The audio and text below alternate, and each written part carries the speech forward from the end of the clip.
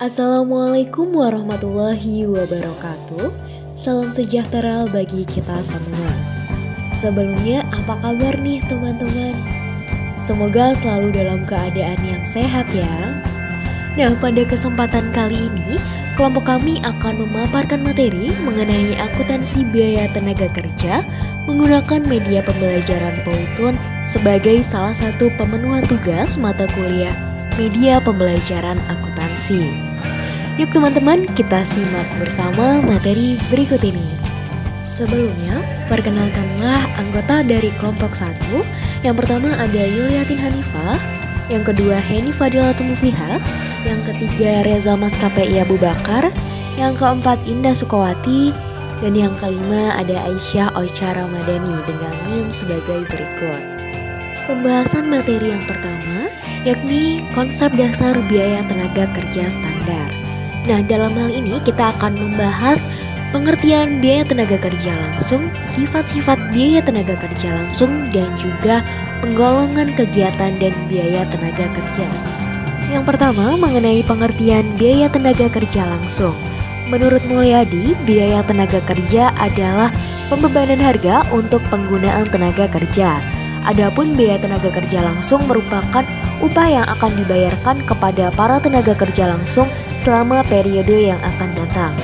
Biaya ini diperlukan dalam penentuan harga pokok produk per unit. Yang kedua, sifat-sifat tenaga kerja langsung. Nah, biaya tenaga kerja langsung ini memiliki sifat-sifat sebagai berikut. Yang pertama, besar kecilnya biaya tenaga kerja yang berhubungan langsung dengan tingkat kegiatan produksi. Dan yang kedua, umumnya kegiatannya secara langsung dapat berhubungan dengan produk akhir terutama dalam penentuan harga pokok. Pembahasan selanjutnya mengenai penggolongan kegiatan dan biaya tenaga kerja. Nah, biaya tenaga kerja digolongkan menjadi 4. Yang pertama, fungsi pokok dalam organisasi perusahaan. Dalam hal ini dibagi menjadi 3 fungsi pokok, yaitu fungsi produksi, pemasaran, dan juga administrasi. Yang kedua, kegiatan departemen di perusahaan. Ini digolongkan sesuai dengan bagian-bagian yang dibentuk dalam perusahaan dengan tujuan memudahkan pengendalian biaya tenaga kerja yang terjadi dalam setiap departemen di perusahaan. Yang ketiga, penggolongan berdasarkan jenis pekerjaannya. Biaya tenaga kerja juga digolongkan menjadi upah moderator, upah mandor, dan upah penyelia. Ini digunakan sebagai dasar penetapan diferensiasi upah standar kerja. Yang keempat, hubungannya dengan produk. Dalam hal ini tenaga kerja dibagi menjadi 2, yakni tenaga kerja langsung dan tenaga kerja tidak langsung.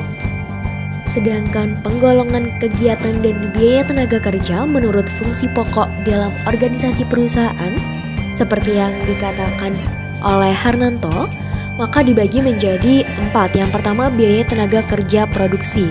Ini meliputi gaji karyawan pabrik, biaya kesejahteraan karyawan, upah lembur karyawan, upah mandor, dan juga gaji manajer pabrik. Yang kedua, biaya tenaga kerja pemasaran. Yang pertama, upah karyawan pemasaran, biaya komisi, gaji manajer pemasaran. Yang ketiga, biaya tenaga kerja administrasi dan umum. Ini meliputi gaji karyawan bagian akuntansi, personalia, sekretariat, biaya kesejahteraan karyawan bagian akuntansi, personalia, dan biaya kesejahteraan karyawan bagian sekretariat. Dan yang keempat, biaya tenaga kerja langsung meliputi gaji dan upah dari seluruh tenaga kerja yang secara praktis dapat diidentifikasi dengan kegiatan pengolahan bahan menjadi produk selesai. Untuk pokok pembahasan yang kedua mengenai unsur-unsur biaya tenaga kerja standar menurut Mulyadi, yang terdiri dari jam tenaga kerja standar dan juga tarif upah standar. Cara menentukan jam tenaga kerja standar sebagai berikut. Yang pertama, dengan menghitung rata-rata jam kerja yang dikonsumsi dalam suatu pekerjaan dari kartu harga pokok atau cost sheet periode yang lalu. Yang kedua, membuat tes run operasi produksi di bawah keadaan normal yang diharapkan. Yang ketiga, mengadakan penyelidikan gerak dan waktu dari berbagai kerja karyawan di bawah keadaan yang diharapkan. Dan yang terakhir, mengadakan taksiran yang wajar yang didasarkan pada pengalaman dan pengetahuan operasi, produksi, dan juga produk. Untuk penentuan tarif upah standar, ini ditentukan yang pertama oleh kegiatan yang dijalankan, yang kedua tingkat kecepatan tenaga kerja yang diperlukan, dan yang ketiga rata-rata upah per jam yang diperkirakan akan dibayar. Dan untuk syarat menentukan tarif upah standar, yang pertama perjanjian dengan organisasi karyawan, yang kedua data upah massa yang dapat dipergunakan sebagai tarif upah standar, yakni rata-rata hitung, rata-rata tertimbang, atau median dari upah karyawan masa lalu, dan yang ketiga perhitungan tarif upah dalam keadaan operasi normal. Selanjutnya, pengertian dari biaya tenaga kerja ini merupakan biaya-biaya yang dihubungkan dengan tenaga kerja atau labor-related cost. Dan dalam menentukan standar biaya tenaga kerja terdiri dari syarat-syarat berikut. Yang pertama, perencanaan menyeluruh dari sistem pengupahan. Yang kedua, lingkungan perusahaan.